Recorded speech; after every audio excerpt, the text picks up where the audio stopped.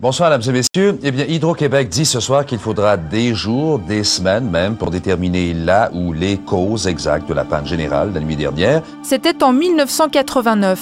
Une panne générale d'électricité touche le Québec. Résultat, 9 heures sans courant.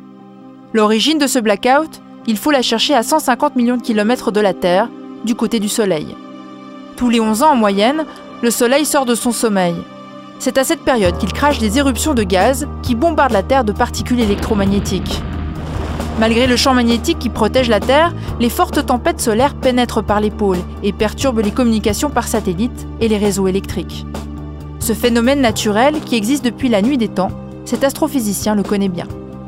L'éruption la plus puissante, et dans un certain sens la plus dévastatrice, a été observée en 1859 par un astronome du nom de Carrington.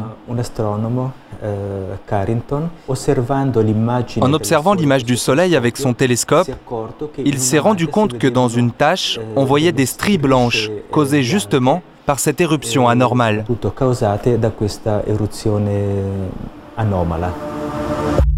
Au XIXe siècle, pas de satellite ni de réseau de téléphonie. C'était les débuts du télégraphe électrique. Ce sera la première technologie victime d'une tempête solaire. Ce jour-là, les câbles du réseau grillent en Europe et aux États-Unis. Mais aujourd'hui, quel serait l'impact sur nos technologies ?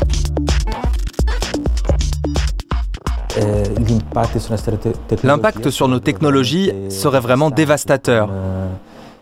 Il y a eu une étude de la NASA présentée devant le Congrès américain qui dévoile que rien qu'aux États-Unis, il y aurait 2000 milliards de dollars de dégâts et qu'il faudrait entre 3 et 10 ans pour retrouver le niveau technologique d'avant l'éruption solaire.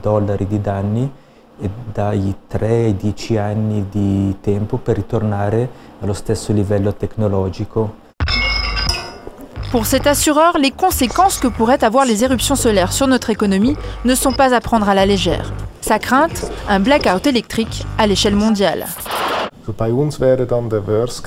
Pour nous, le pire des scénarios serait que cette panne dure plusieurs jours, ou plusieurs semaines, voire même plusieurs mois.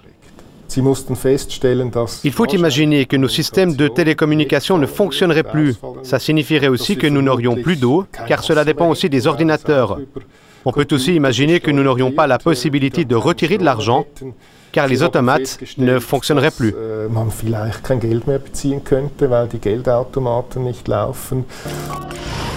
Catastrophiste ?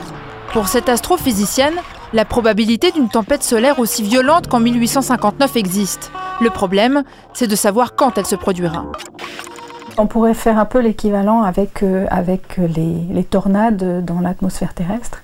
On sait que c'est un phénomène cyclique, naturel, on sait comment il est généré, mais on n'est pas capable de dire précisément que le 3 août 2012, il va y avoir une tornade de telle intensité qui va se déclencher.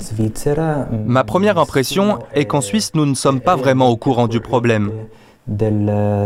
Soit il est sous-évalué, soit c'est un manque de conscience des choses qui pourrait réellement se produire.